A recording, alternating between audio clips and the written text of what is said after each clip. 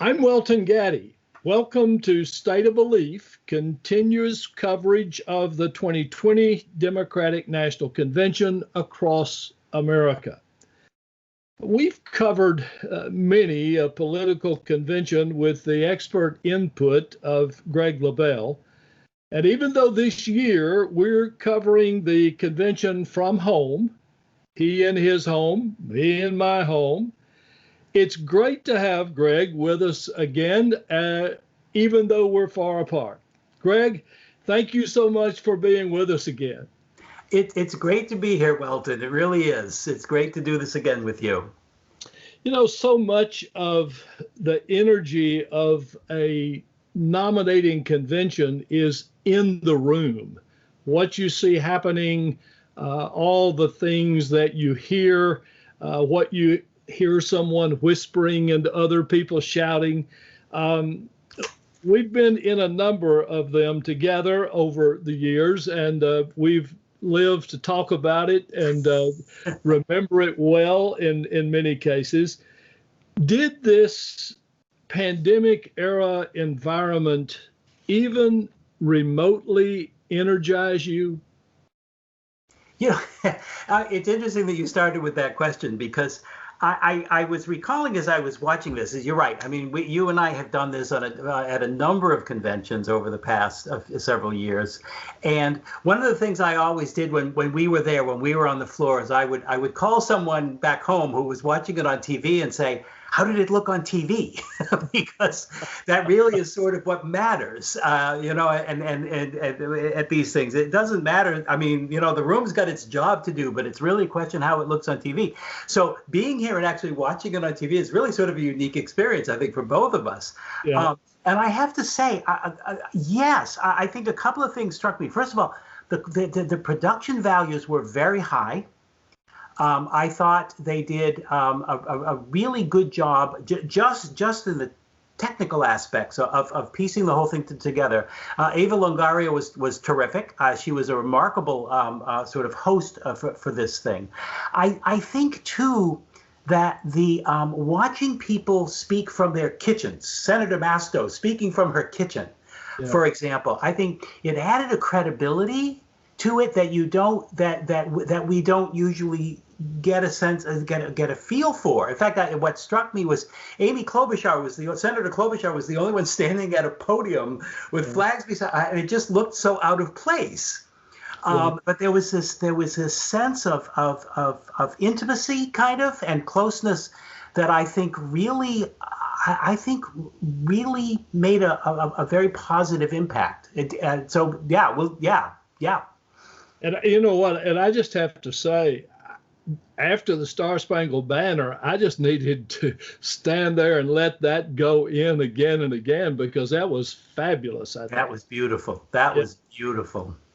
Absolutely. The theme for the night was unity. Yes. Did the Democrats pull it off?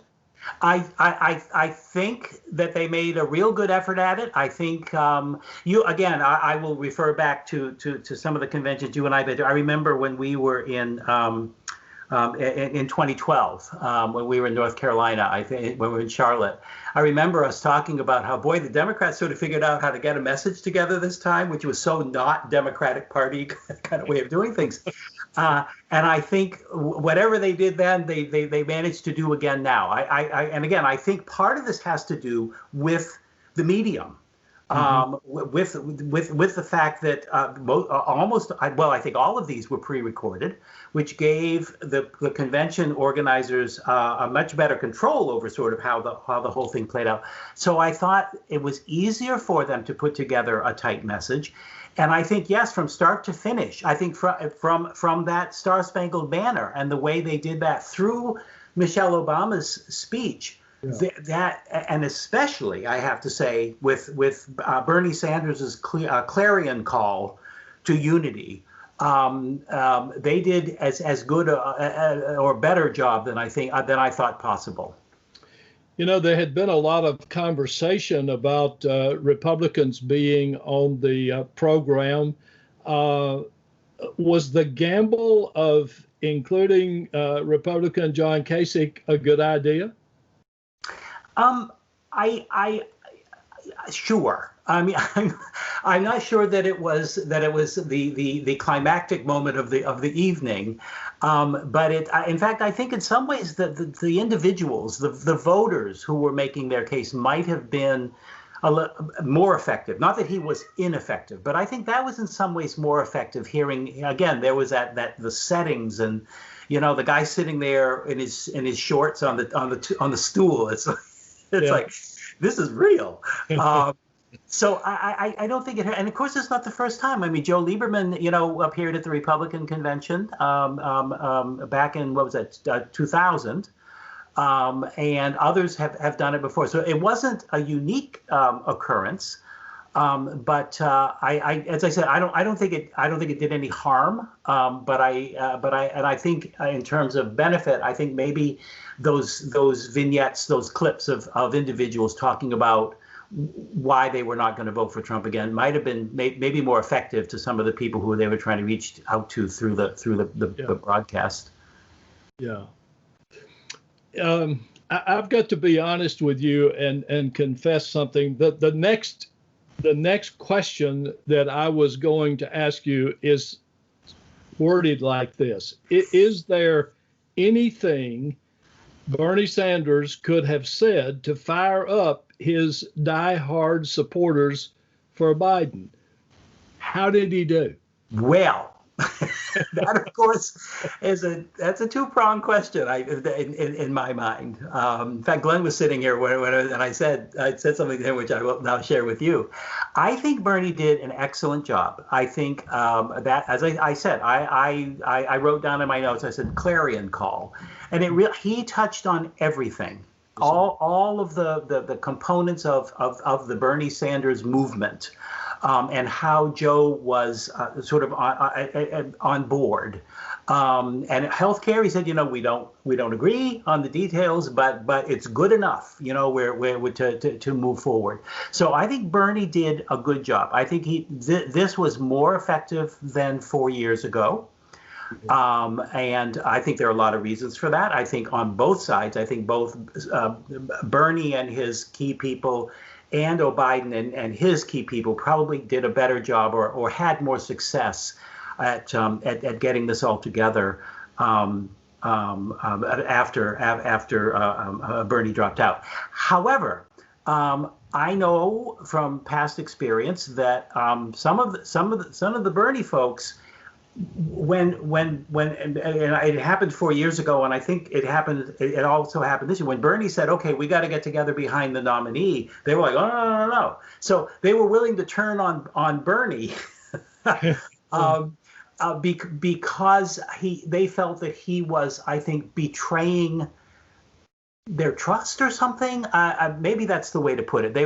He was betraying the movement. So, and I don't know. I hope it was successful, but we have seen in the past that as sincere as he was and as good a job as he did, I'm hoping that was enough to bring people along. But I think that we'll have to see. We'll have to see. Yep. Well, I'll never forget Michelle Obama's words at the 2016 Democratic Convention. It just was, I don't even know the right word to use. How do you think she did this time? She's such a class act. I mean, you're right about 2016, but I remember, and you may too, in 2008 in Denver, when we really didn't know Michelle Obama that well. And I remember being in on the floor when she got up to speak, and I came out from the floor afterwards to where we were sort of hanging out, and I said, why are we running her? And it was just, again, yes. I mean, she's remarkable. I mean, she took that unity piece and sort of developed it in ways that I think only Michelle Obama can. I mean, she talked about, this was about character. Yes. More than anything, it was about character and how deficient the current president is in that category, and how strong her experience of Joe Biden is in the category. I think there are two other things I wrote down. I indicated that she was asking the question. It's interesting. She sort of went back to that old Reagan question: are you better off now than you were 4 years ago? And she put her own sort of spin on it, and it was like, are we better off now than we were 4 years ago? Which is sort of a broader kind of question. And the other question was, is this who we are? Yes. And again, that's the kind of thing that I think only Michelle Obama is uniquely capable of raising in a speech like this. So I think she hit it out of the park. I thought that she touched, and all the time doing that sort of some little digs, 3 million votes. I mean, all the little digs that drive Donald Trump absolutely crazy, but in a way that only Michelle Obama can do it. I think she lived up to the reputation, to be sure, I think. Well, as you think about the whole of the first night, what would you say most impacted you tonight? Well, I have to say it was the overall quality of the evening. It was tight, but it didn't feel terribly staged. I think they did as I said, they sort of did I loved the sort of people talking, I'm going to say from their kitchens, but from different places. Again, that created a sort of intimacy that we're not used to at conventions. It's just not something we're used to. I think also, so the other thing I think that we were spared, and you and I have seen this in the past, is negative reactions from the hall sometimes. We saw that we saw that 4 years ago, and it's not all that unusual. So I think overall, I think the Democrats, because they decided to do this quite a while ago, had the opportunity to, and obviously the talent at their disposal, to put together a first night that really drove home, as you said, that message of unity, how important that is. It'd be interesting to see when we get to next week whether Republicans, having had such a much shorter period of time, because the president kept saying, oh no, we're going to do this, we're going to do this, we're going to do this, and now they're suddenly having to put together a very different kind of event, whether they're going to be able to match that. But aside from the remarkable speech by Obama, the clarion call from Bernie and other high points along the way, I think that just the way it all fit together struck me, and it really impressed me. In just a few words, because we're over time now. I can't do that. Well, I'm going to try. What should people be listening for during the 3 remaining days? Well, what I hope we see is that tonight they sort of laid the groundwork for what will come. We will hear from some more of the candidates who also ran for the nomination. I'm looking forward to Thursday night when Pete Buttigieg speaks, because I think it's important. And I thought they did a nice little sort of collection of folks tonight. I think that will continue. We will hear more, I think, about Joe's faith. Michelle Obama touched on it. It was mentioned a couple of times. I suspect from some of the speakers we'll hear a little bit more about how central Joe Biden's faith is to where he's been. We'll I think hear some more about that biography, which is so powerful.